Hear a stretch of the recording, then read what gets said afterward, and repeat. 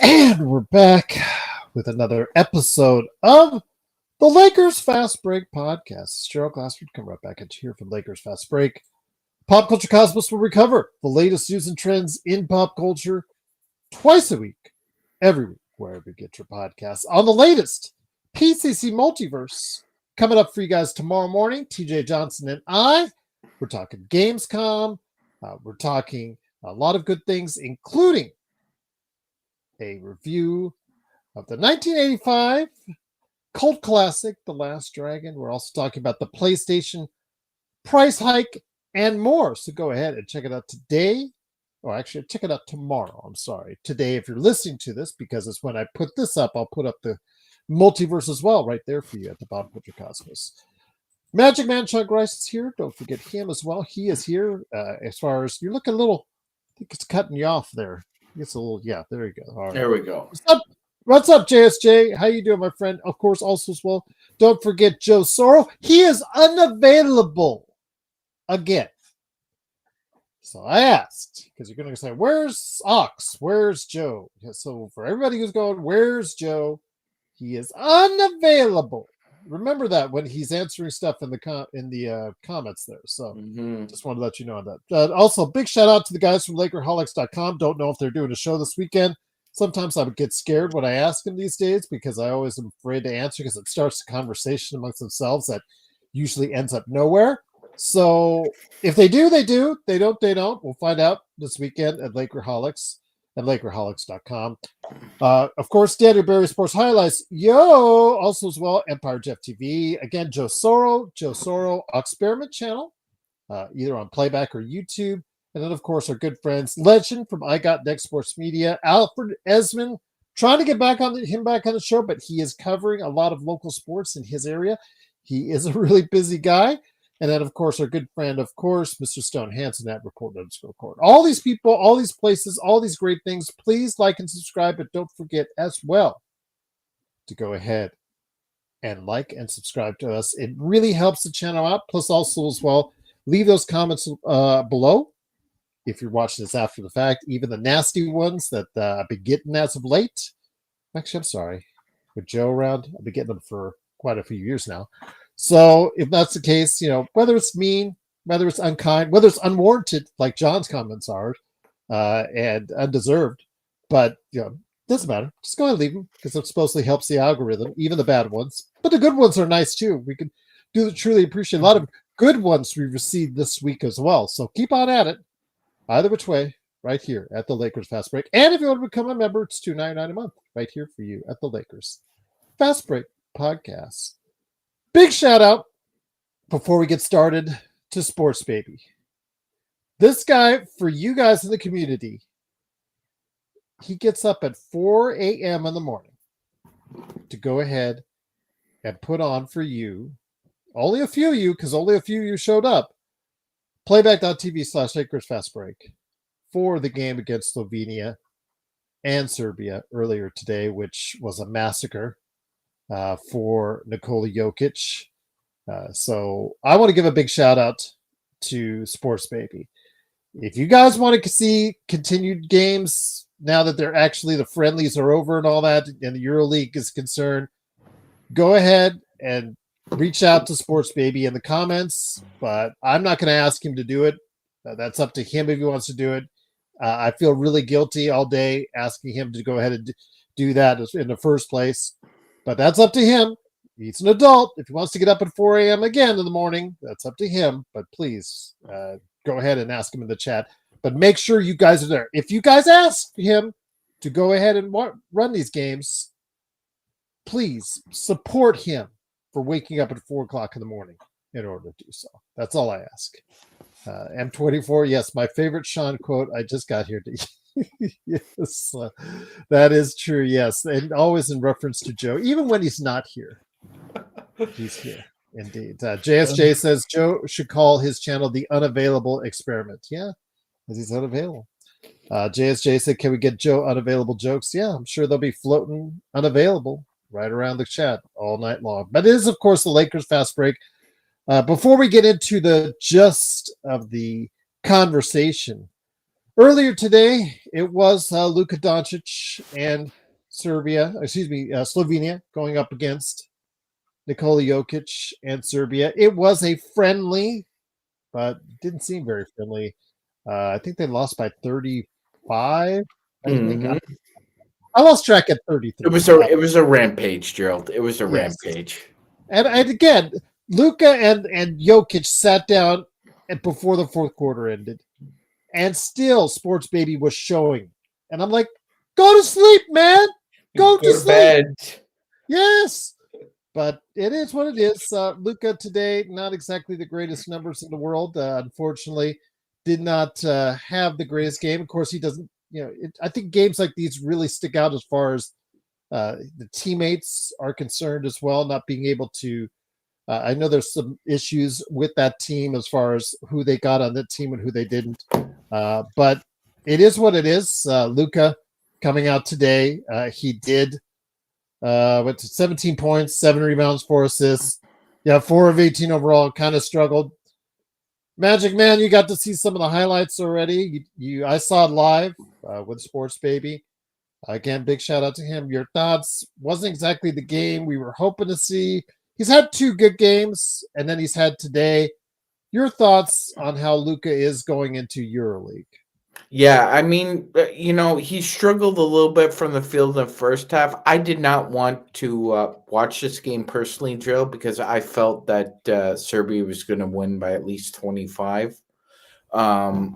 Because yeah, there's just a huge, vast difference in talent. But okay, so if Jokic and Luka are top 3 players in the NBA, and everyone acknowledges that they are, there is a huge gap between the second best player on Slovenia, Gerald, versus the second best player on Serbia. And the fact of the matter is that this isn't a good. This is a nice watch if you're a Luka fan. It's not a good watch if you're a Lakers fan and you're trying to evaluate Luka and Slovenia, because there is a huge difference in talent between what he's playing with now and what he has played with in the NBA and what he will play with this year. With Jokic, he's playing with NBA quality players, Gerald. It's a vastly different game. And, Slovenia has not done a good job of building a national team around Luka. They've done a terrible job at it, actually. I think they only won once. I was just getting that with Frank. Yeah, Slovenia. He said Slovenia hasn't had a good team in a while. I think in their friendlies leading into this Euro tournament, they've only had 1 win. I think from what I've seen so far, and then it's just been all Luka. Again, going back to our Joe and I's previous conversation the other day in regards to what kind of level Luka needs to be in order to carry this team to where we want them to go. That's another day. It's another situation. It's another conversation that we should have down the line again. Because if Luka does play at an MVP like level, how much does he need to carry this team? Who knows about LeBron, what he can still give you at 40 years old? Is he going to still give you 24/7? Is it going to be something comparable to that? We'll have to wait and see. But it's all being guided, supposedly, by one man, a man who wasn't our first choice. Dan Hurley, I remember, was the first choice of the organization, and that fell through. That crashed in flames, if I remember distinctly. Mm-hmm. But it was JJ Redick, podcast partner at one time for LeBron James. And I want to hear your thoughts on this. I know Joe himself, Mr. Unavailable, who's actually now available in the chat, chatting right now for someone who's unavailable. And I wanted to ask this in regards to what he said, because he said that, it's still wait and see. It's still haven't totally put a finger down on what he thinks about JJ one way or the other. I mean, the way he has conducted himself sometimes, I agree with Joe, how it leaves you into somewhat of question in regards to the way he goes about coaching. But it was his first year of coaching. He wants to put his own definitive style. In doing so, you're going to go through some highs. I think that the team was sharing the ball a lot more at the beginning of the season. in deference to what he was trying to coach. At the end of the season, especially after we got Luka, it became more of a ball-centric, hero-centric type offense. I think anybody would be agreeing on that, especially when you have two of the biggest, I don't want to say ball hogs, but two of the biggest guys that need the ball as much as possible in Luka and LeBron. And on the third, you have Reeves, who also needs the ball to be effective as well. So with that, I don't know. I'm concerned because even if Luka has that MVP like season, even if everything goes right, is JJ the coach that can actually see these things for what they are, be able to coordinate them, be able to utilize the talent properly, be able to use what effective bench players he can, and get this team where they need to be, especially in playoff time. The 50 wins is great. 50 wins in your first season is obviously a feather in his cap. But what do you do afterwards? What do you do because your playoff acumen was taken to lunch by someone who was much more experienced in that situation seemingly than you were? 100%, Gerald.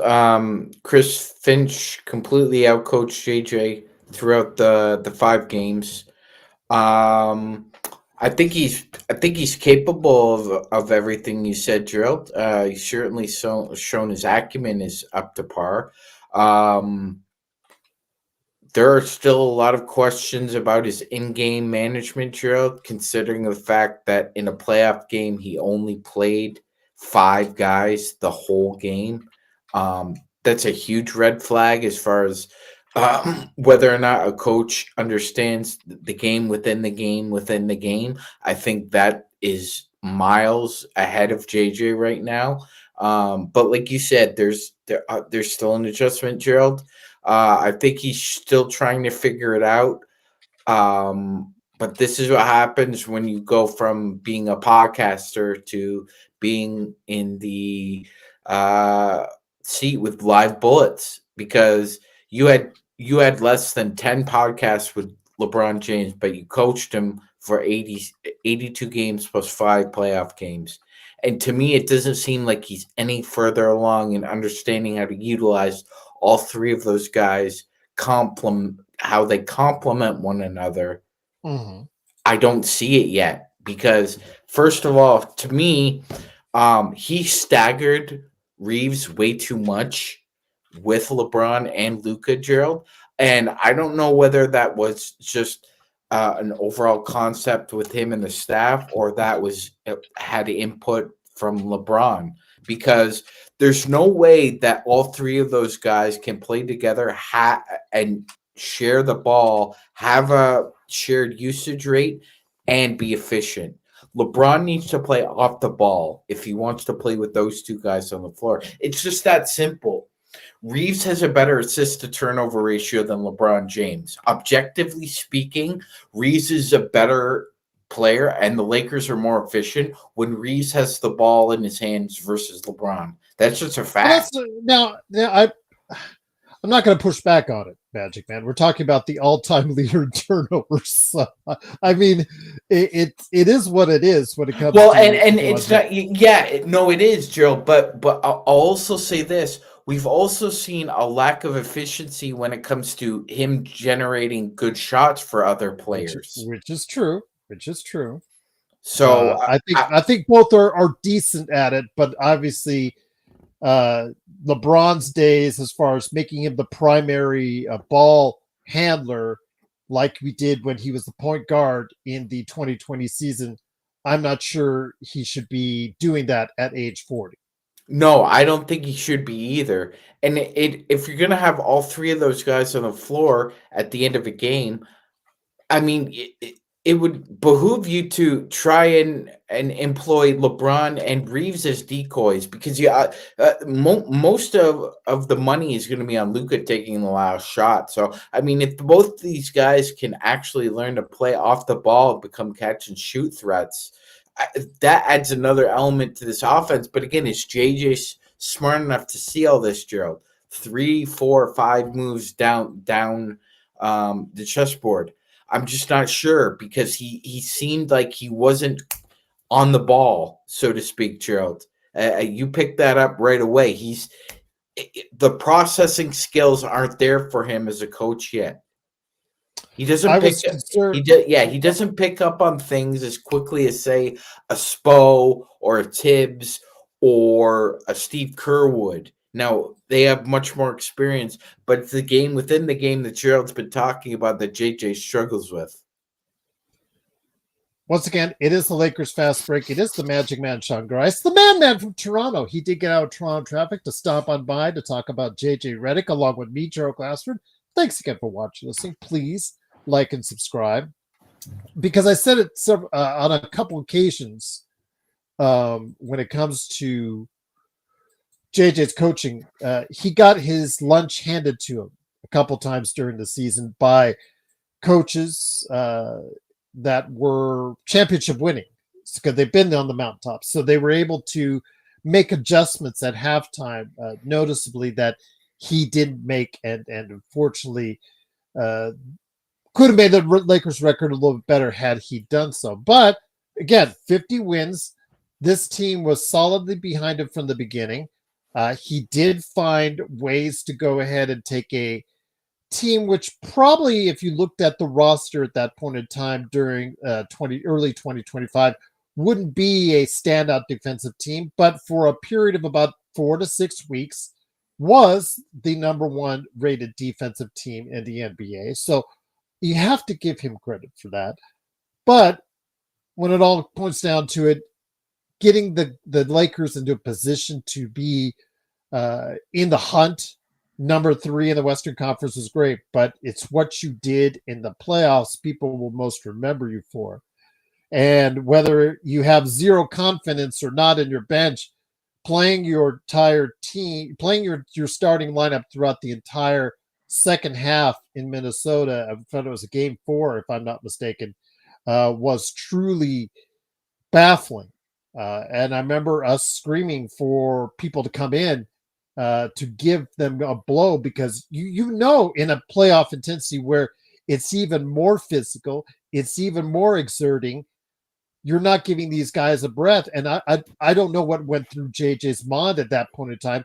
I don't care if you don't have any confidence in the bench. I understand the bench was terrible for last season, but these guys were not going to be able to play an entire half like that without gassing out, and it ultimately happened. You have to find different things to go ahead and do in order to go ahead and create a winning platform when it matters the most. That's what I am concerned about. And then again, if this team gets to where people want them to go, if everything falls out right and they win 47 to 52 games and get another playoff spot, we're going to go right back again to where we're worrying about what happens with JJ and how he's coaching when it matters the most. Absolutely, Gerald. And I mean, you raised a great point there, Gerald, and it's an important juxtaposition. I mean, we saw this previously with another naivete coach as far as experience goes with Darvin Ham. We can discuss, whether or not he really had a balance of the minutia of just as an example, Luka has 5 fouls or Jaylen Brown has 5 fouls, Gerald. We're screaming, why isn't anybody attacking them? Why aren't you attacking them? I can understand within the game, if that minutia is not at the front of the brain. But JJ didn't really have a good explanation of why he only played 5 guys, Gerald. And you have a coaching staff. You have a coaching staff there. You also have a training staff, Gerald. And everybody can see how long guys have been playing. It's all they get the stat. They get the sheets every time out. So he knew exactly what was going on there. It wasn't a good explanation. I just have a gut feeling, Gerald. Like you said, I think he knew that they were gassed, but he didn't have any confidence in the bench. So he was just gonna go. And you can try and time the timeouts as best you can, the TV timeouts, the end of the quarter timeouts as best you can, but there's still going to be a point in time where you can't cover for it. There has to be a point in time where these guys are going to get gassed. And we saw it at the wrong time. It didn't come at the end of the quarter, didn't come at the beginning of the fourth quarter. Actually, the Lakers found some momentum coming off that rest at the end of the quarter. It wasn't until when it mattered the most coming down the stretch that it really affected them because he had no more timeouts to give. He had nothing else he could go to in order to get the guys more of a blow. And it seems like that JJ, if you have concerns about it, they're warranted. But you also see on the plus side for him, again, those that are on the side of JJ, you do see some things that worked that allowed the team to go ahead and win 50 games and allowed the team that especially when playing against bad teams, this team, he was able to go ahead and find ways for this team to win games that they should have, which again might sound silly, but a lot of these winning teams, they just let one or two slip aside. The Lakers were very effective against teams that they should be beating, and that is a part of coaching as well. 100%, Gerald. 100%. I believe the Lakers had a winning record in the regular season against every playoff team in the Western Conference, I believe, except the Thunder, if I'm not mistaken, and the Wolves. So I mean, they won the games they were supposed to win, and they played steel on steel. SOS is what the term we use, Gerald, to really. That's the one you want to look at. Games against common opponents with similar records. Are you up to snuff? They were up to snuff in the regular season, but as Gerald pointed out, you make your name in the regular season, you make your fame in the playoffs, and Minnesota famed JJ Redick badly. He coached them well against conference teams, against Western Conference teams. He really coached them up well. They had the second best record in the entire conference against teams in their own conference. I wish they had been better away, because I think that was their undoing. They were the only team. Yeah, Gerald. I mean, you top 8. Yeah, had an under 500 record against. I'm sorry, the Clippers did as well. Right, but you spoke about this during the regular season, Gerald. You said, is it JJ or the Lakers playing down to their competition at this point? Yeah, well, it's very these things hopefully will rectify themselves out with JJ. But yeah, I do have hope that JJ at least will provide this team during the regular season the ability to go ahead once again to find ways to win against the teams you're supposed to beat. 100%, Gerald. And even though the Guggenheims are not attached to JJ at all, I mean, he's still an open book at this point. I don't think you can just rubber stamp what he is at this point. It's an open-ended question. Or rubber stamp if he's gone or not. Or if he's gone. Exactly. As much as Gregory and others don't want me to say this. Hey, I mean, it's not our money. It's not our money that it's their money. If they don't want Gerald, this is not a good look. If you keep firing, recycling coaches, I don't care how well your organization is run. That's a waste of money. What if he takes them to a conference title? Then what if he takes them to a conference, get to the conference finals? What if he takes them to that point? What if he takes them to that level with the roster they have now, which by all accounts is not at that level? Then you have to seriously think, as much as to Gregory's chagrin, whether or not Mark will actually pull the trigger and fire both JJ and or Rob Pelinka.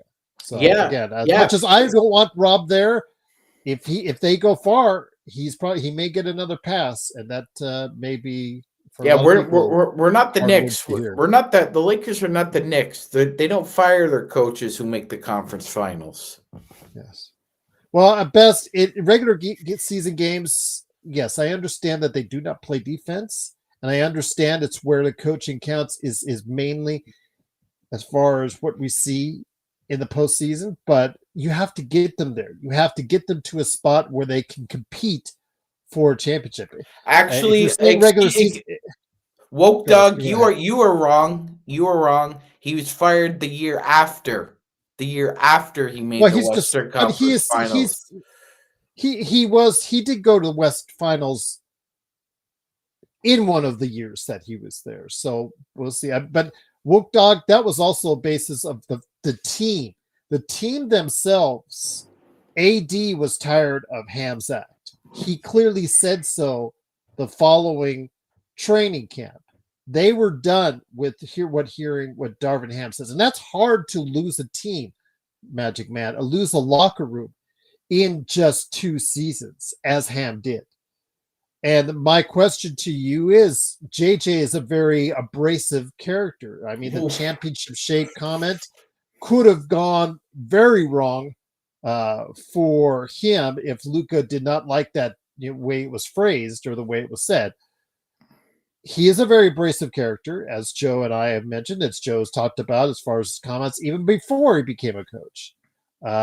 He could easily find himself in that same position Ham did not too long ago, as far as the team not wanting to hear what he has to say. Oh, I'm 100%. We're all the same age here. I'm the same age as JJ and LeBron. I got to tell you, Gerald, if I was LeBron James, that guy wouldn't talk to me the way he talks to the media or the way he talks to other people. So I'll also say, Gerald, he needs to improve on that as well. I mean, you have to have some kind of bedside manner. You can't just decide you had a bad game and you're and can we stop? Can he stop, please, doing this when he's doing interviews? He's just holding the mic like he's some kind of Japanese pop star or something. Like, you're a head coach. Go up to the podium, sit there, and answer questions.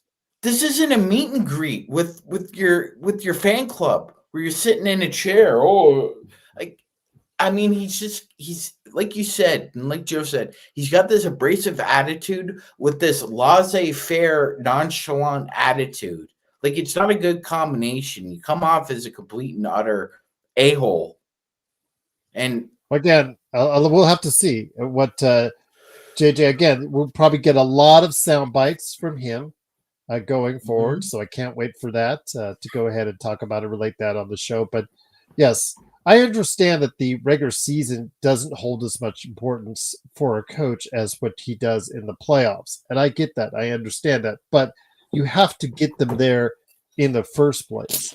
And if the Lakers can get another 50-win season out of this team, a team that still has quite a few weaknesses, in my opinion, and in Sean's as well, then you are doing something with it. You are doing something credible as far as coaching in the league. Some of that has to be attributed to coaching. Now, if it leads to another first round loss, then I think a lot of people like myself and Gregory and others who want to see a nice change of scenery will get that change of scenery. But if it goes a long way, like Gregory says, you know what, we'll deal with the consequences. We'll deal with another year of Rob or JJ or whatnot if they go a long way. But again, JJ has to improve on his decision making when it matters the most. That needs to be number one, Gerald, 100%. And Wook, great question. I would say if there is another first round exit, I would say that, Gerald, I'm 99% sure he's out the door. They're both gone. They're both gone. Yeah, they're both gone. He needs to improve significantly in that area, Gerald. Yeah, Gregory says the same thing. Yeah, you know, the 50 wins is nice, and 50 wins is nice, especially for a team like this that doesn't have depth, right? Doesn't have a bench.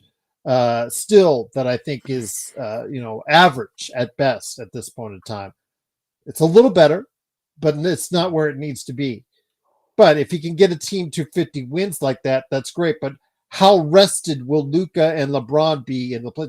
These are things that he has to consider, especially in that last month of the season. How healthy is your team? How healthy are your two-star players? Where do you see this going? How do you see a pathway to a title, and what do you need to do to work this team to get there? These are things that hopefully will be examined more closely by JJ now that he's had a taste, now that he's had some experience.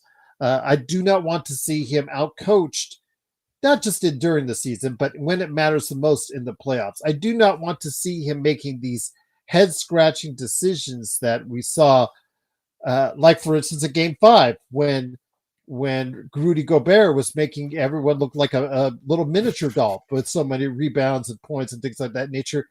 Do something to change the dynamic of that. Yes, I understand Gobert was going to town, but there were things you could do to go ahead and try to alleviate even a little bit of that. Whether it was bringing back in Hayes, whether it's bringing Jameson to go ahead and foul him and get him and start into a fight, which with Gobert's temperament could have happened. Something to go ahead and just try to lessen the effectiveness. And it just seemed like it was passiveness on his part, especially Game 5. They all seemed like they gave up in that second half.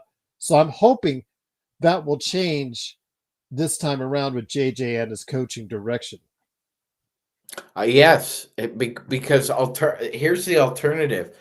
If there are certain fans out there, and delusional and we have them too, Gerald. I'm not saying they're on our podcast. I would say they're more on Lakers Nation and other affiliates. That being said, you have to look at the fact that if you judge rosters, do the Lakers have a roster equivalent to the Houston Rockets, Gerald?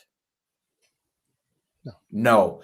Would you say that JJ Redick, would you be confident, Gerald, that JJ Redick could outcoach Ime Udoka in a 7-game series over what you've seen? Mark Daigneault. No. Chris Finch. No, we've already seen that in practice already. So no, the answer is.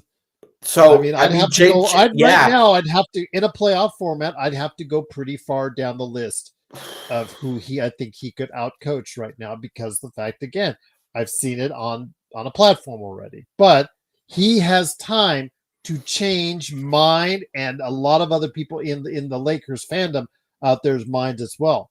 So I'm hopeful he'll do that. And again, whatever happens this season as far as productivity will be nice. If Luka and JJ can lead this team with LeBron in the mix, with DeAndre Ayton maybe having a resurgent season.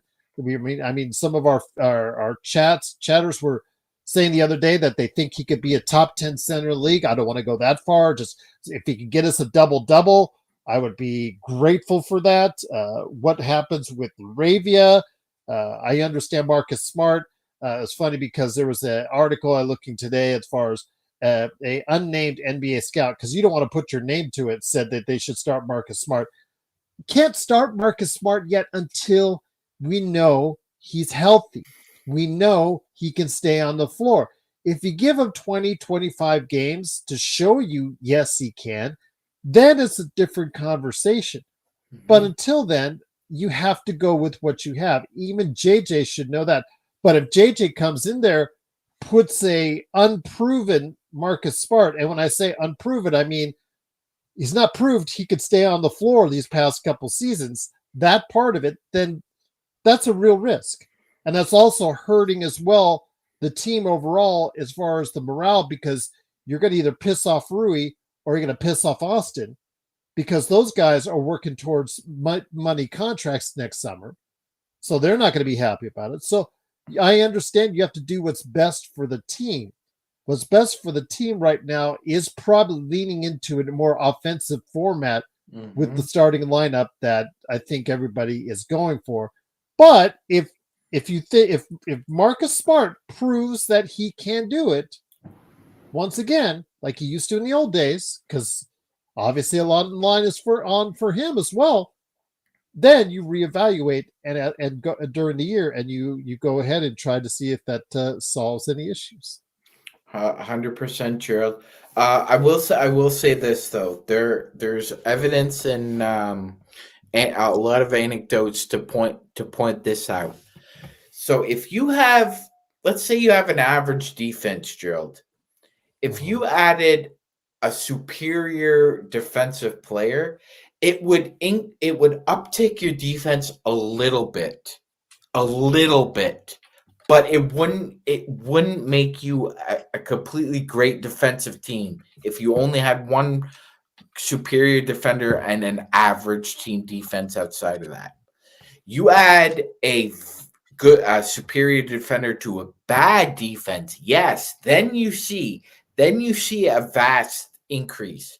However, there is no defender in the NBA right now that if you put them on the Lakers would make the Lakers the top 5, top 3 defensive team in the NBA. That's not going to happen. So, I agree with you. The old saying, the best defense is a good offense. That's what this team needs to rely on this year because it's not going to be defense.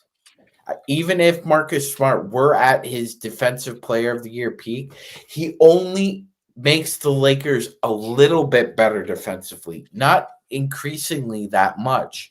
I mean, people need to look back. When the Lakers are, well, I mean, real farts, we're talking about Wemby, right? I mean, are the Spurs going to trade Wemby to us? No, I'm talking realistically. There isn't a defender out there that you could acquire that will make this team a top 3, top 5 defense. It just defense is not emphasized the way it used to be anymore either.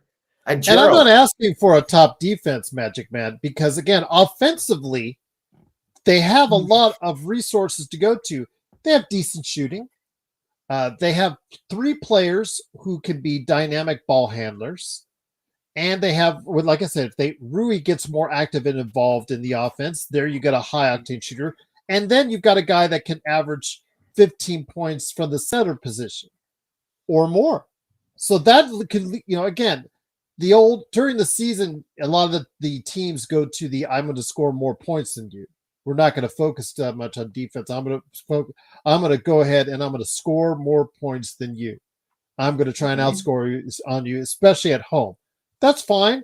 As long as they have an average defense, that's all I'm asking at this point. I'm just worried, can JJ still come up with enough resources available to him and enough offensive schemes available to him to create a top 10 offense? If they get a top 10 offense, I think that makes things a little bit easier for us to navigate through an 82-game regular season.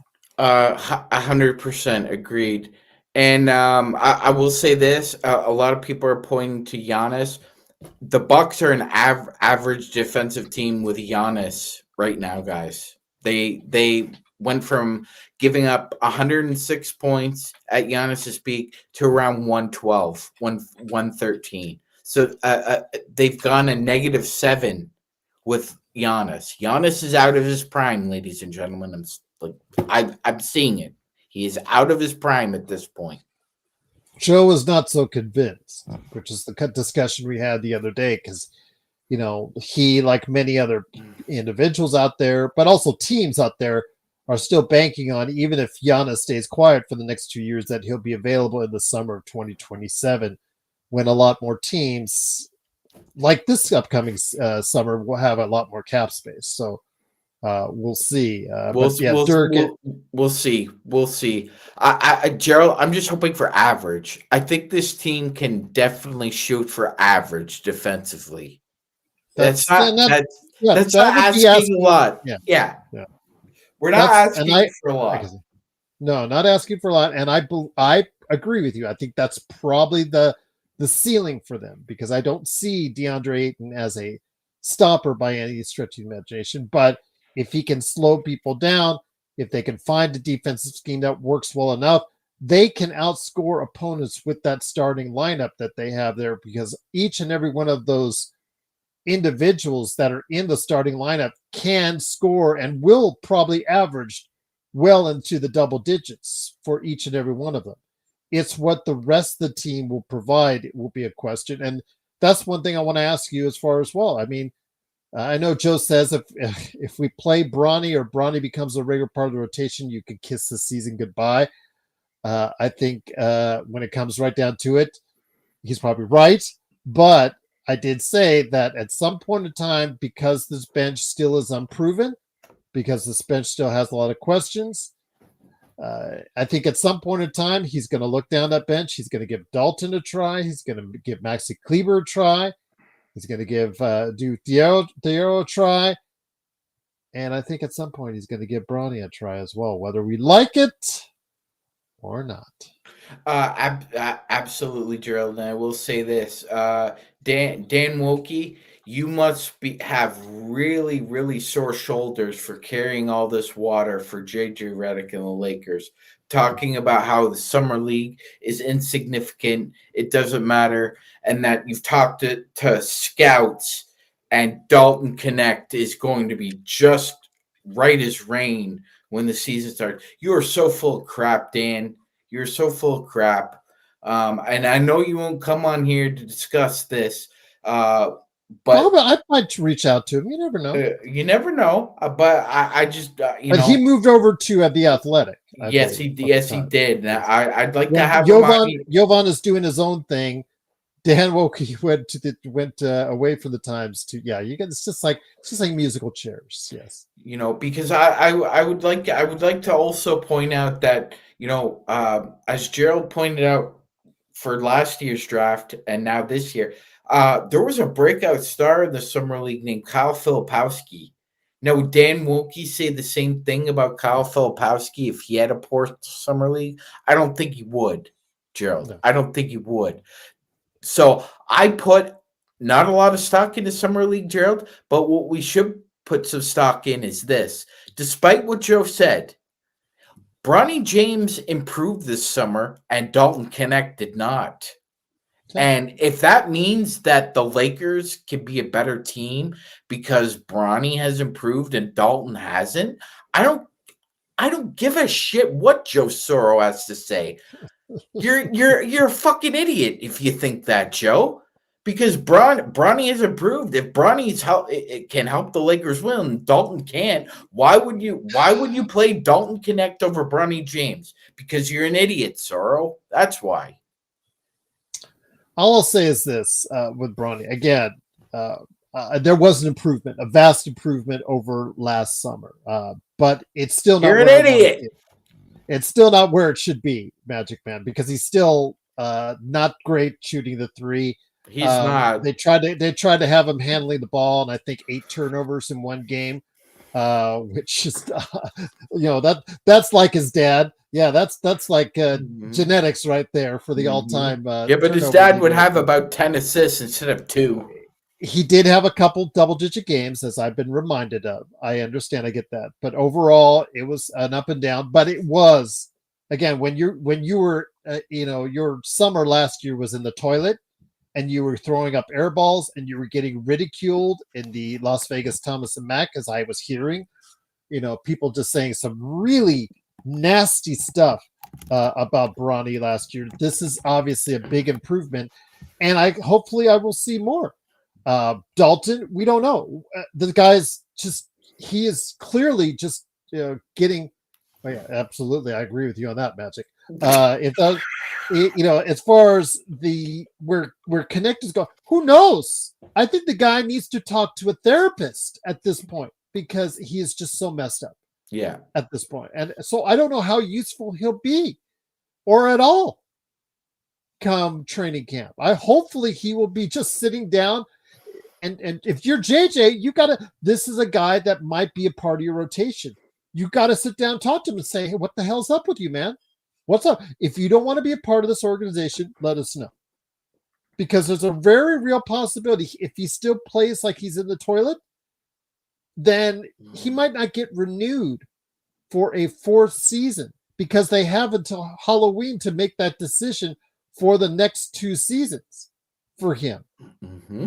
And I told Joe that it is a small, very minute chance, but there is the possibility that Dalton Connect can have actually less guaranteed seasons than Bronny James. And That wasn't on my bingo card when they both got drafted that night, Magic Man.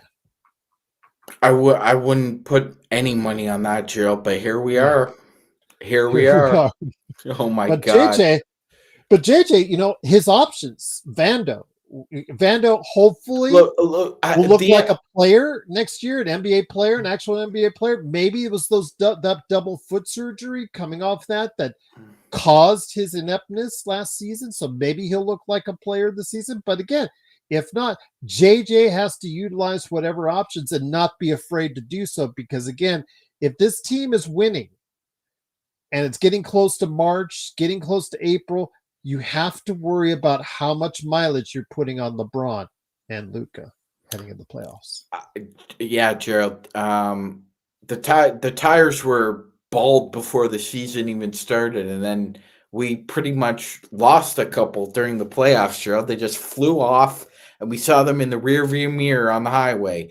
So this time around, I mean, there's not as much tread on them, but there's still a little tread. So the Lakers need to be very careful how they wedge all these little problems that will eventually bubble to the surface. Gerald, at some point in time, I think Pelinka. Here's what I think will likely happen, Gerald.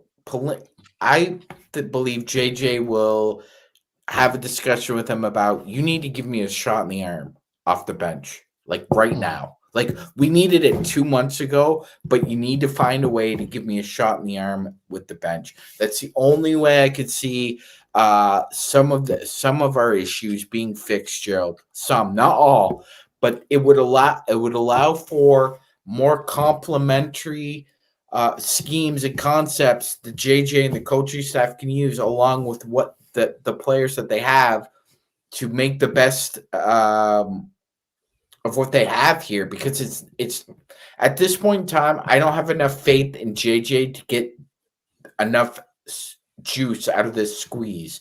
I have confidence in Luka because Luka's done it before. He's done it with the Mavs and the Lakers. This guy knows how to get juice out, enough squeeze. So is JJ going to be on board with that? Because this was another issue we had, Joe. Luka, at no point after being acquired did he ever have the ball in his hands with 10 seconds or less on the clock at the end of games. It was either LeBron or somebody else taking the shot. It wasn't Luka. Once again, it is the Lakers Fast Break. It is Magic Man Sean Grice along with me, Joe Glassford. Thanks so much again for watching, listening.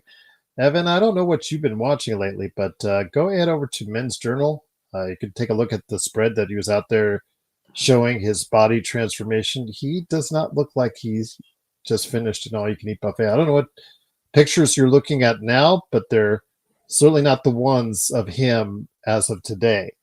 And again, I just put a link in there. You can take a look at that and see what's going on there. So, Evan, I don't know what maybe you've not caught up to date on what Luka's been doing over the summer. So I'm going to give you the benefit of doubt and just say, you know what, read up on it, and you'll find out that that was an incorrect statement that you just made. I guess in the chat they say Buha is a Reeves fanboy, Trevor the same. Reeves is who he is. But the thing is, Reeves wants to be a starter. He wants to go ahead and make sure he gets a lot of time on the ball, get his stats nice and padded, as some would say when it comes to LeBron. Same thing might go for Reeves and Rui and a lot of these guys, because they're playing for a contract, which means they have incentive to play well during the season. That is one of the big hopes that I have about the Lakers' possible success this season. And if you're JJ Redick, you must understand that these guys like DeAndre Ayton, like Austin Reeves, like Rui Hashimura, like Marcus Smart, like even Jake LaRavia, who's on a small 2-year contract himself, which obviously can be turned over into something more, or him finding a nice opportunity elsewhere in a couple years. These guys are all playing for larger big money contracts down the road as early as this upcoming summer. So they have the initiative, they have the want, they have the need. If you're JJ Redick, you've got to continue pushing the buttons of those guys so that they are playing at a high enough level to support Luka and LeBron, because I believe Luka and LeBron understand what those guys' situations are. And if those guys play well, not only will Luka and LeBron recognize that, but also JJ has to recognize that as well. 100%. 100%. And to be fair to both of those guys, I mean, Rui's done everything that the Lakers have asked him to do, Gerald, since he's been here. Okay. It started with Darvin Ham. Darvin Ham sat him in that Chicago game, and since then, Gerald, Rui has been a vastly transformational player. He has done everything possible that the Lakers have asked him. Need me to be a small ball center and get the shit kicked out of me by Jokic and DeAndre Jordan when we're playing the Nuggets? Sure. Need me to play catch and shoot with Luka or LeBron and hit 40% from three? Sure.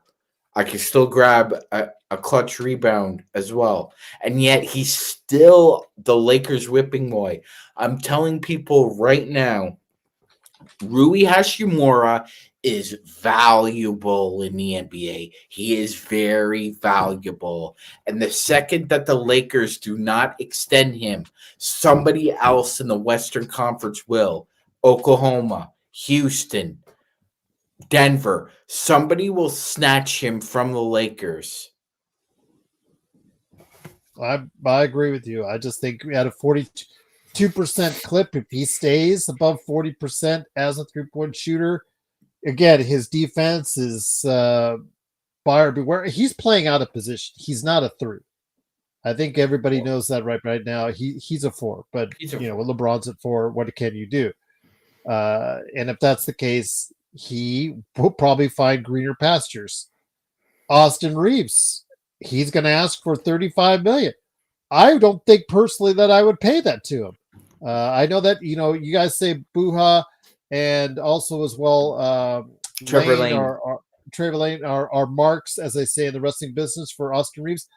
Even I've heard Buha in other conversations on other shows saying that that kind of gets into a little bit of as they would say, nosebleed situation. Maybe it's too high for what he can give you. So again, we'll have to wait and see how the season plays out. But a lot of it is based on the fact of what buttons JJ needs to push as a coach, and while we will be evaluating the players on this team to see if any of them, besides Luka, might be worth sticking around for the long term.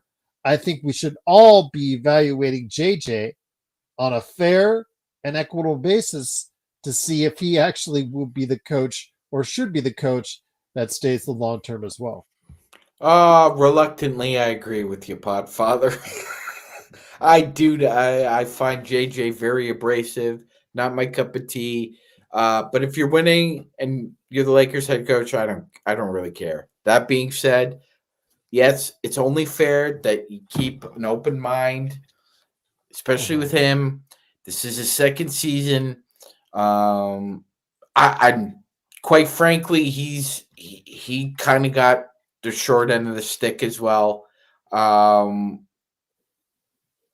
would just say also be flexible with criticism as well, because it's been earned. Your first 20, 25 games in the regular season are supposed to be a reflection of what you learned previously. I mean, we'll see if that's the case. I would just say this, Gerald. I think, look, I know Joe says that assistant coaches don't matter in the NBA, but he's wrong, ladies and gentlemen. I've disagreed with him a number of times. Assistant coaching is important. The most important part of basketball and football is scouting, Gerald. That's the most important part. If you have really great scouts and okay coaches, you could get by. But if you have really great coaches and great scouting, it makes all the difference. And I think that's what happened last year. JJ was able to really, really rely on a strong coaching staff that he was able to lean on. Nate McMillan was a head coach in the NBA for several different franchises. Scott Brooks, several different franchises. So he was able to bounce ideas off of them. That being said, it seems to me that JJ is also a confident idiot because he doesn't listen to Nate McMillan and Scott Brooks at the end of games when they've had similar situations. And JJ's just going to do what JJ wants to do. And I've seen it, and I'm going to be open-minded, Gerald, but he really strikes me as the confident idiot. That sounds almost like a LeBron special passive-aggressive backhanded compliment type deal. Gregory says, Reeves to me is no more than a $25 million player. He should be third best player on the Lakers. Reeves second best player. He should be a sixth man is what he should be. And Rui should be a seventh man, in my opinion. I think they both have great qualities that would be best suited off the bench, especially for the flaws that they do have. But it is what it is. The Lakers just don't have enough talent to supplant them, and they are the best options for the Lakers right now in their respective positions, unfortunately. Don't forget St. Jean. Yes, don't forget Garrett. Yes, because he's been actually saying a lot of comments as of late for the Lakers as well. Commenting on what's going on with Luka overseas and his also weight loss as well. But I did want to go ahead and mention that Rui, I don't know if, I said for a long time, Gregory, that he was Rui Hachimura inconsistent. But I think he found some more consistency last year. And I think in the playoffs, he is a good, consistent playoff performer offensively. I think he does show up for playoff games more times than not. I think he did find some consistency when he was in the lineup last year. It wasn't the broad spectrum that you were seeing throughout his career.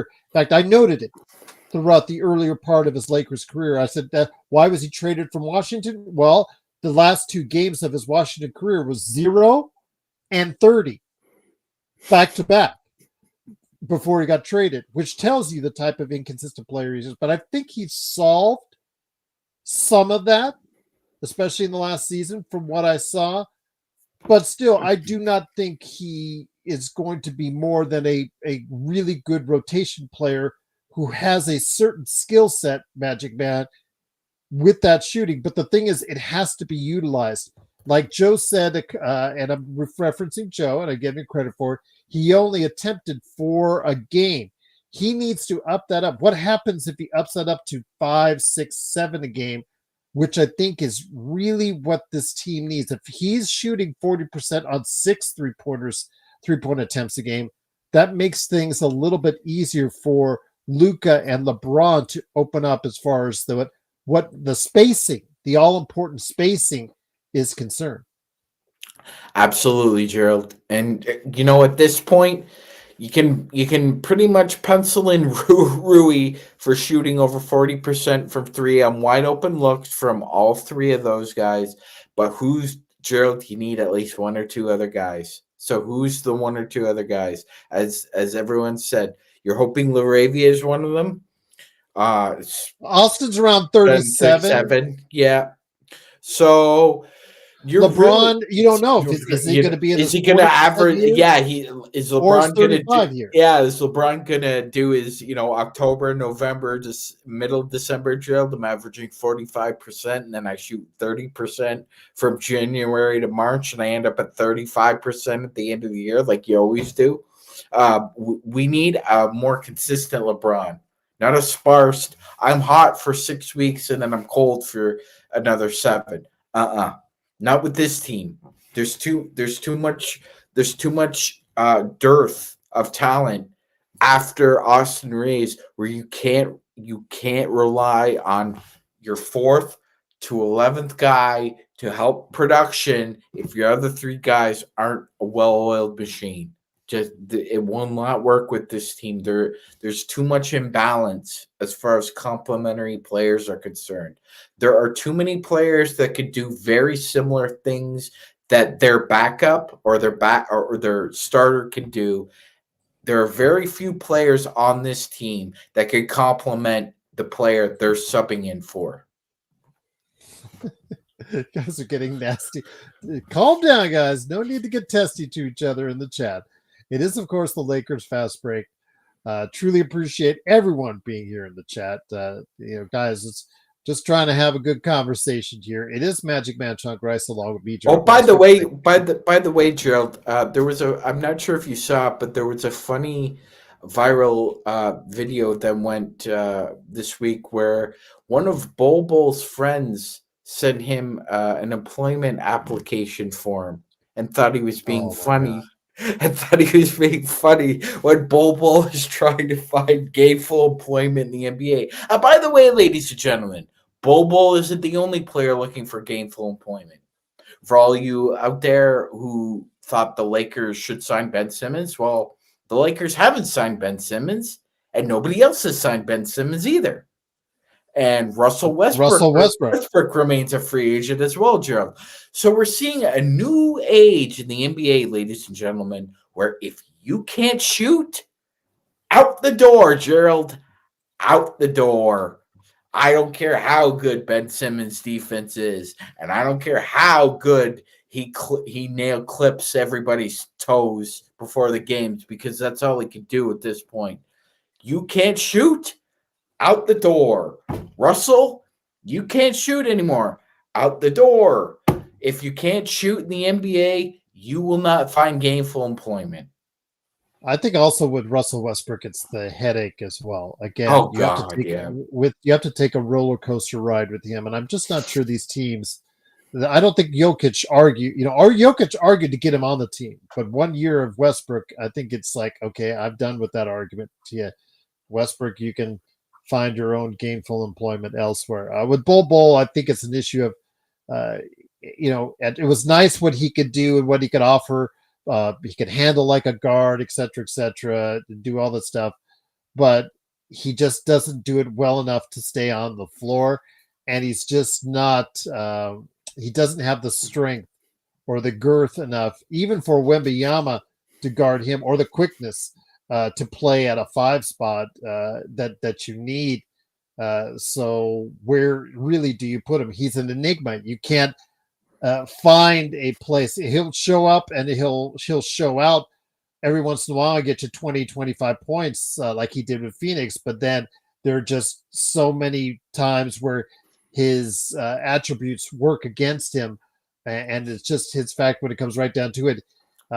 He's a lot like his dad. He is just genetically a lot like his dad as far as the speed factor, as far as things that he can and cannot do athletically that maybe a Wembanyama or some others might take advantage of, even if it's a Jokic. Jokic would post up a Bol immediately because he's not that strong, physically that strong. So and he only shot 33% from 3, which is not outstanding enough to keep him on a roster. But I think he gets invited to at least a camp.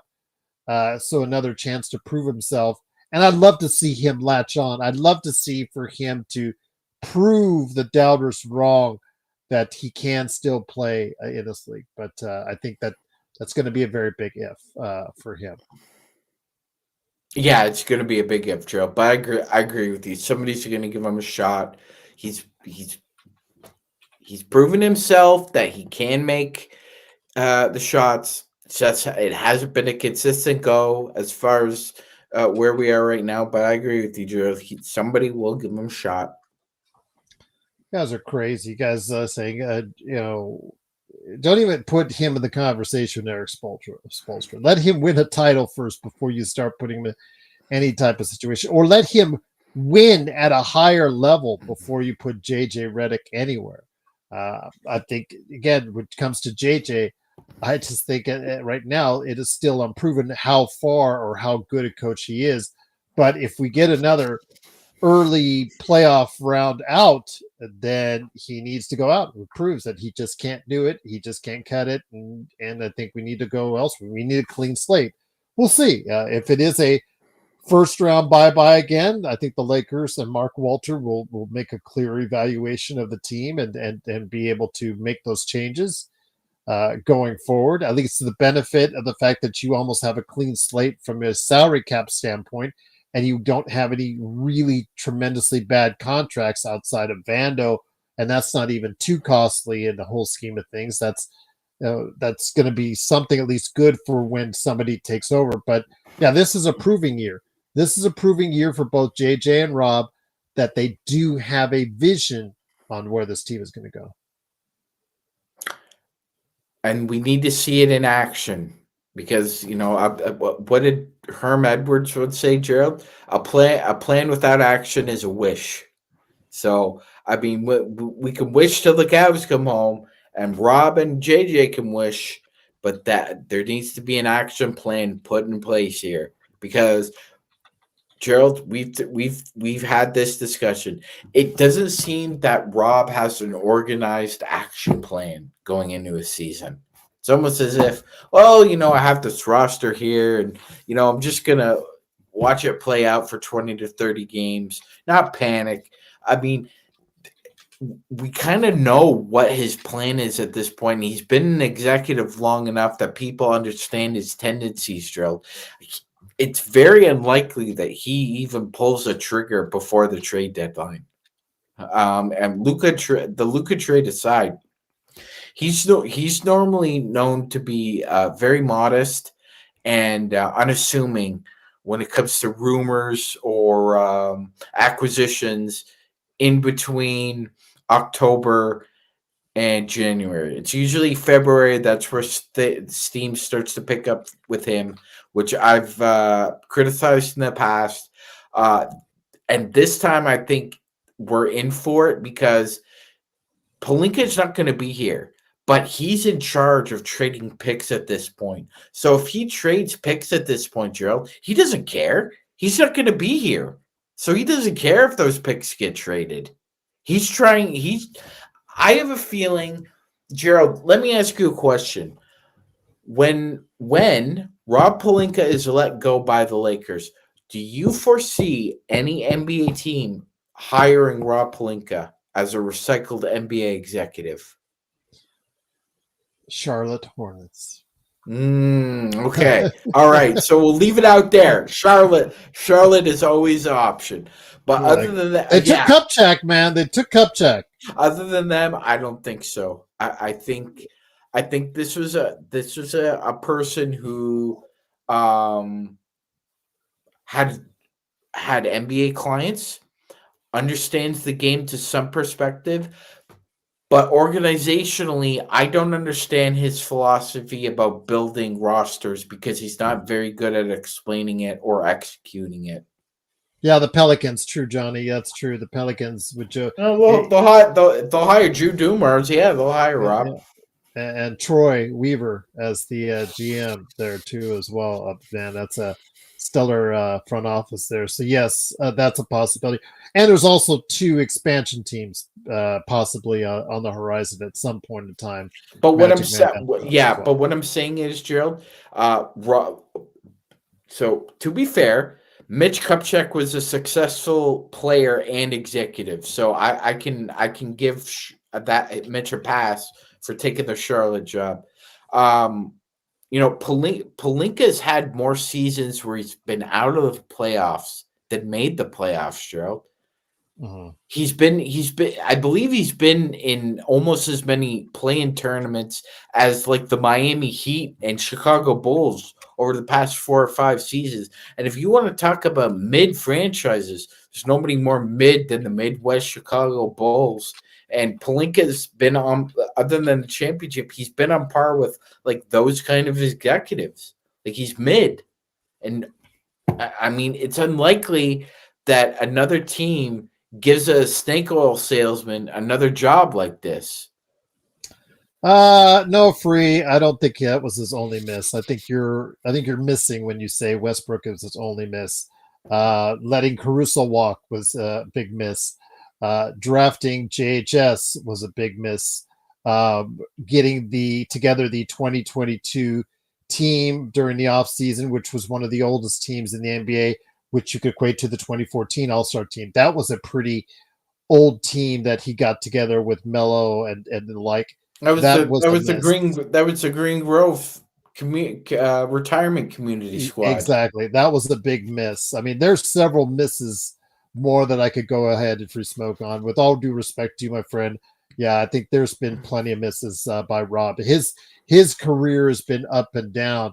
And again, he's had one good trade deadline 3 seasons ago.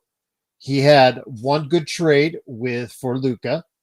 And then he also had what he did as far as 2020. I give him total credit for that. But in between, there's some pretty bad stops along the way. Any player that has developed under the Lakers, under Rob Pelinka, has been traded or left in free agency except one, Austin Reeves. He traded Ivica Zubac. He let Alex Caruso walk out the door. He gave THT guaranteed money, even though THT had not proven himself. He drafted JHS over Podzibski and Cam Whitmore. We can go on and on. I don't believe Pelinka watches college basketball outside of the Big Ten, his own conference that he played in.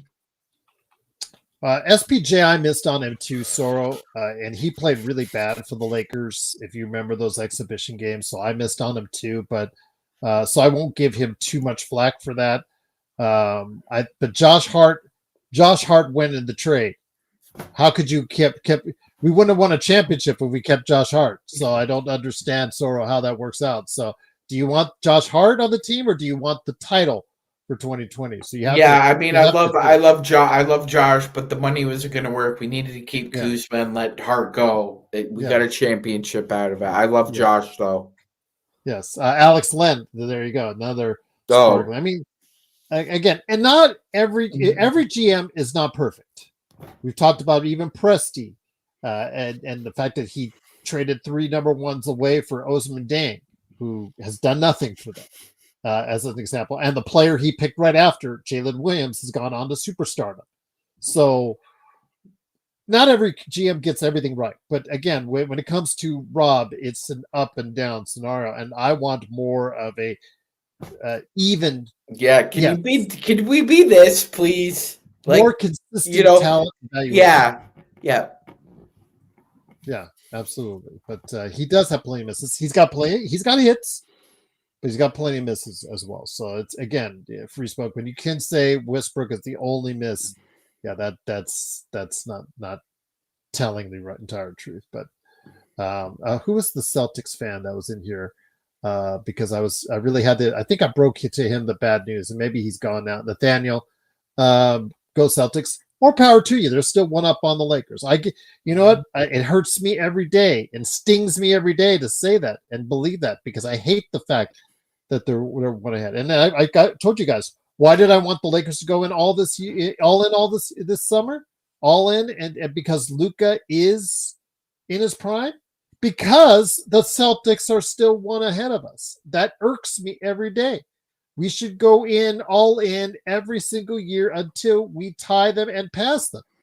But we didn't. It was like half and half. Got some, as John, I think, likes me to say, buy low,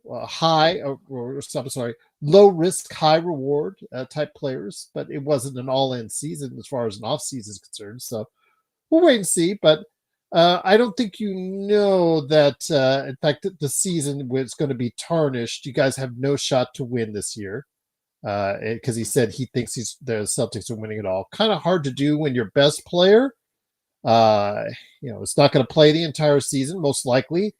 And your second best player, who's going to be the best player on the court, just found out his father is being, he's been arrested for attempted murder. So that's not a good thing. It's not a good thing. Help me out here, Gerald. I'm looking for Anthony Simons and any semblance of defense, because they're going to need him to play some defense if they're going to make the finals. and he doesn't play defense. Yeah. He's allergic to it. Christie's okay, Soro. Christie has not been consistent as of yet. In fact, he's still going to be coming off the bench for Dallas. He's a rotation player, and he's going to be a rotation player for years to come, in my opinion. But I don't see him as any kind of great find for. It was a second round pick. Okay, but the Lakers paid money. The Lakers paid, I think, $4 million to move up in the draft to get him. So when you pay $4 million in the draft to move up to get him, you better get someone that can contribute to your rotation. So while that was a good pick, and you have to give him credit for it, when you spend that kind of money, you better make sure that he is that type of player. So just like Adou Thiero, you moved up twice in the draft to get him.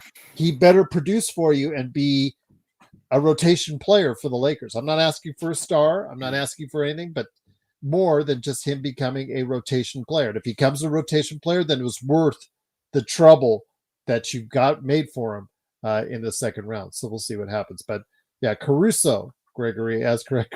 It's funny because ever since somebody was calling out Rob in favor of Rob, Gregory has been trying to shut that down with all of Rob's misses. But yeah, Caruso, as we saw, that was a big miss. THT was tough. I mean, honestly, I think that's a Lakers organizational decision. I think that was Jeannie Buss at the top with Magic, and I think they decided to pick Lonzo Ball. At that point, to be fair, it was still technically Magic. Just like the Zubats deal, as much as I would love to all place that all on Rob, he was in, and as Empire Jeff will say, he was in the room. And if I was Rob, I would have just said Magic, I would have grabbed Magic and said, no, you will not make that call to trade for Mike Muscala.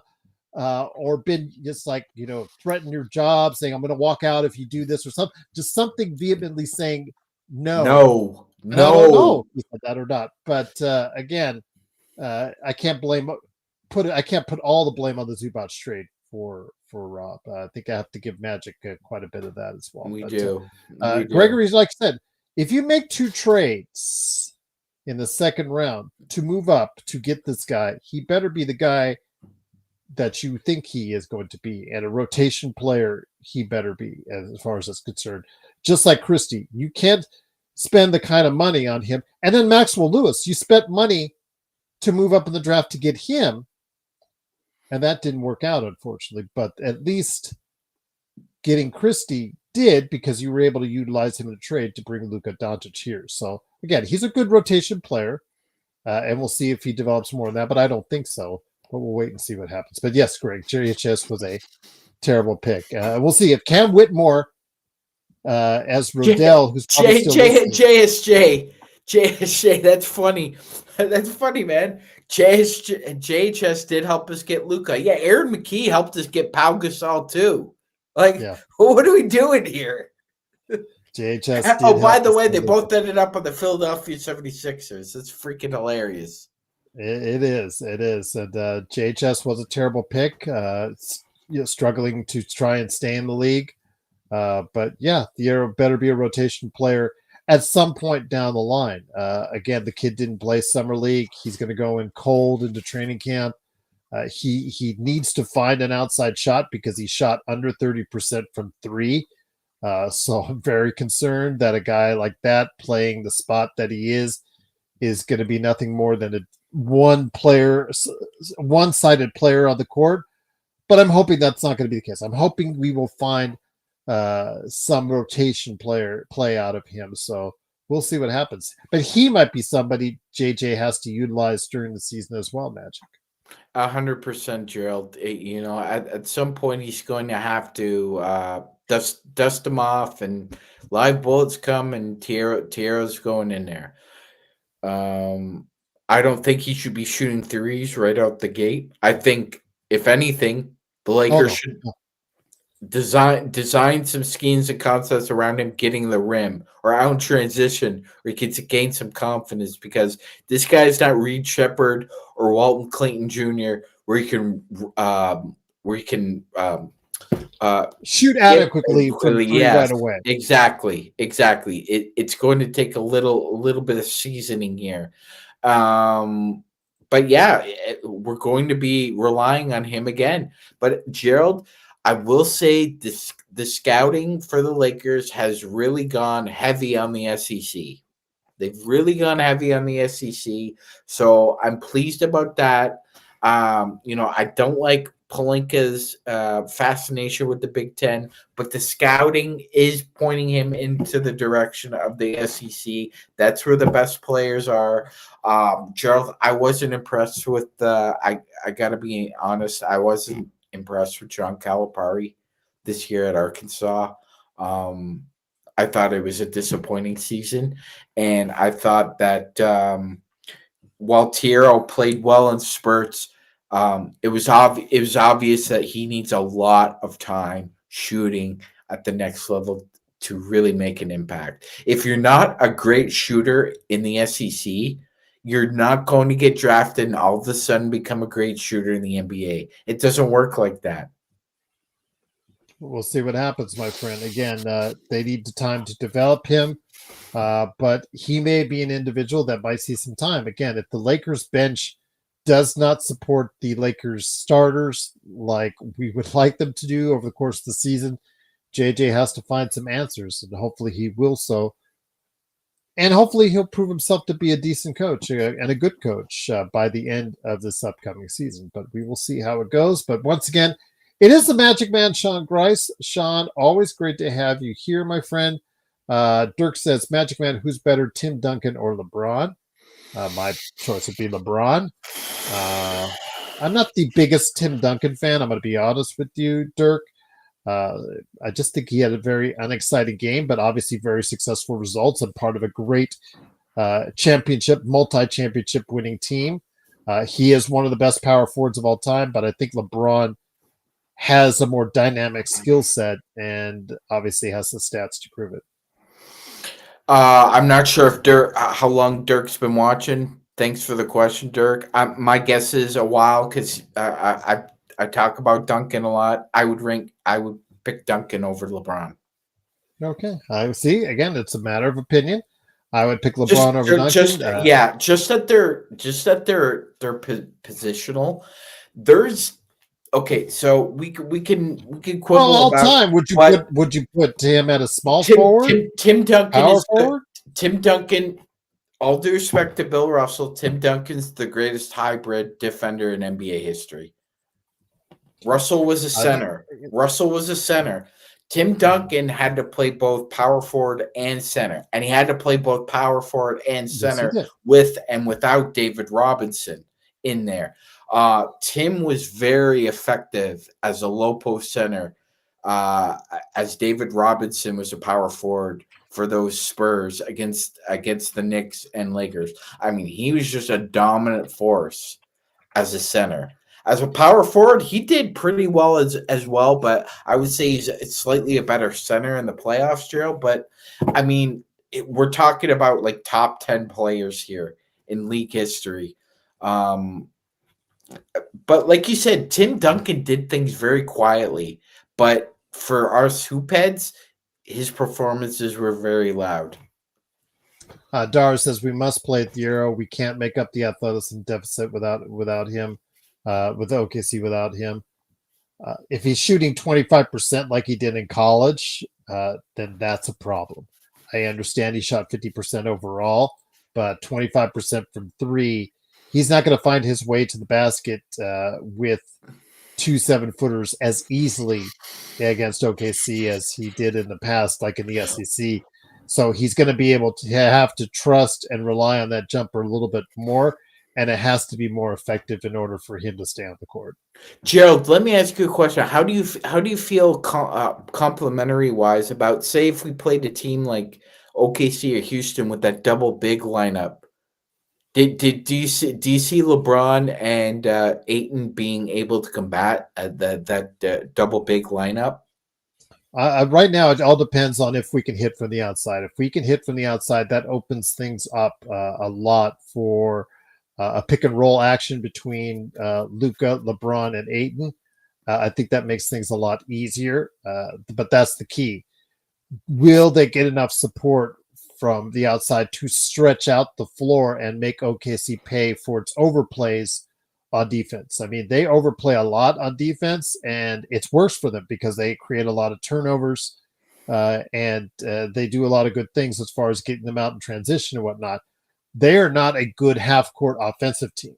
They'll even tell you that. They're very predictable when they do. It's either Williams one way or SGA the other to go ahead and make up their mind on what they want to do, whether they shoot or they facilitate. So if that's the case, you have to go ahead and just limit your turnovers. Don't get them to the line as much as they like, and you can stay effectively in the game, but you also have to shoot well from beyond the arc at a 36, 37, 40% clip. If you can do that as a team, then you can just keep them off balance enough to go ahead and give yourself a chance to win. Didn't say win. I said give yourself a chance to win. And with Luka and LeBron, if they're not playing excessive minutes and they're not gassed, anything is possible in the fourth quarter. Anything's possible. And I hate to use that phrase, Gerald, because we have a Celtics fan in the chat. Hello, Nathaniel. Welcome back. And we'll see. We'll see. I'm not, again, Brad. I put Brad Stevens. I know that Gregory put Ujiri as his number 3 GM. I would put Brad Stevens as a top GM candidate for the Lakers if that would be the case, because he is good at what he does. So Nathaniel, I'm not going to doubt you. I mean, the Simons trade was very good for you guys as far as getting someone that you can turn for more assets because your team's going to absolutely suck this year. But again, the reason why I want the Lakers to go all in is because I think they have a 2-year window right now, because the Celtics with Tatum is going to take 2 years to get them to back where Nathaniel wants them to go. And in doing so, you have 2 opportunities at the brass ring to tie and pass the Celtics. But they didn't go all in, so we'll see what happens. Again, I'm concerned that, again, Nathaniel could be right. We are buying time for the Celtics by not going all in, and that's what concerns me a lot. Oh no, it's a fair point. It's a fair point, and that is a concern on a different level. And so there's always time to reset and get the ship back on course.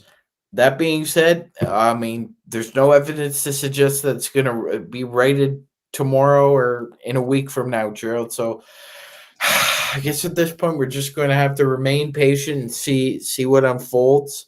But I'm in complete agreement with you. You have a 2-year window here where you can take advantage of your rival's serious issues. Once again, it is Magic Man Sean Grice, along with me, Gerald Glassford. Thanks again for watching this. We truly appreciate it. Again, we'll see how this plays itself out with Mark Walter eventually taking over the team. When that happens, we just saw the Boston Celtics, Nathaniel's team, finally get their ownership situation resolved. And hopefully it will take less time for the Lakers to get theirs resolved, but we will wait and see. But we will be back in the coming days to go ahead and talk more about what's going on with the Lakers fast break. I know, cheers to Mark out there. He just passed along a note thinking about us, but I know he's a very busy guy as of late. So, Sports Baby, you can't be teasing him as much as you like because he's been very busy. So, he's living a life, Sports Baby. What can I say? But Sports Baby, again, we are indebted to you, the Lakers fast break community, for what you did by getting up early and showcasing the slaughter. Was it slaughter in Slovenia or slaughter? The slaughter of the Slovenians. Yeah, exactly. Yeah, it was terrible. But you know what? I am truly thankful and blessed that we have someone like Sports Baby on our side, even though he's an Indiana Pacers fan, getting up at 4:00 in the morning to show something relating to the Lakers. Just I'm overwhelmed by his generosity and kindness at the time in doing that. And again, You do not have to do that for the EuroLeague games. But if you guys want to convince them, you do that in the chat. But last thing, again, I want to go ahead and talk about something we talked about earlier. If you guys want to start a fantasy football league, you have to let me know. I know that Brian, who I saw for our fantasy football chat, asked us. And so I put it out there. Magic Man said he'd be interested. Henry said he'd be interested. I'm interested. But that's just 3. Joe always wants money on the line. So it's like, okay, whatever. But if you want a free league. Yeah, instead of Minnesota Fats, it's Temecula Fats. I heard October as well, Greg. But then again, if you relate it to the Boston Celtics situation, could be a year.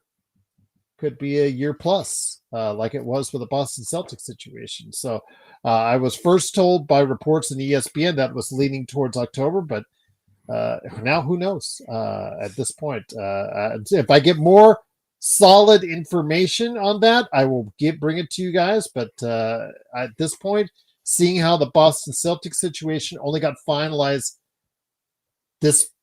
last week. Yes. And they made the arrangements over a year ago, then it could be a long while before we see Mark Walter officially in place. I'm hoping that's not the case, but we'll wait and see. Hustler says the situation is different because they don't have all the money together. Well, remember that Mark Walter is just fronting the group. He is not it's not his entire billions of dollars. It is also the Guggenheims, and I know they're good because it's for the Dodgers, but we will wait and see if it is going to be October or or later. But we'll wait and see. But we'll report it. We'll report it here and give you guys the good news when it happens. But it's the Lakers Fast Break. Magic Man, truly grateful that you're here as well, sacrificing your time. 1:42 in the morning when you're at. So again, guys, you guys got to give these shout outs to these guys that are going the extra mile for you out there. I know you guys just kind of forget that at times, but Magic Man going late, Sports Baby going early.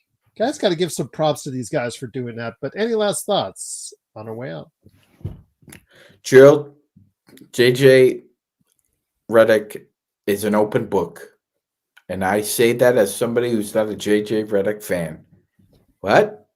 You're the head coach of my Los Angeles Lakers, so I'm willing to give you a reprieve. However, and we will explore this in a few months, if you lose in the first round, you're out of the family, Gerald. If you lose, you're out of the family. Vince Lombardi. So he is an open book, and if it doesn't work out, you close that book and go to the e-reader instead. Amazon Kindle. Who knows? But we'll have to wait and see. But it is, of course, the Lakers Fast Break. We'll be by. Someone will be by this weekend, whether it's the Lakerholics or if it's me and Sean or Joe or one of the guys. We'll go ahead and try to fill up your time a little bit on the weekend. But thanks again for watching. Don't forget, my Pop Culture Cosmos episode will drop tomorrow morning with TJ Johnson, where we talk about Gamescom and more, and PlayStation sticking it to you even more. Go ahead and talk about that as well. So please go ahead and support us. Like and subscribe. It is truly appreciated from all of us right here at the Lakers Fast Break Podcast.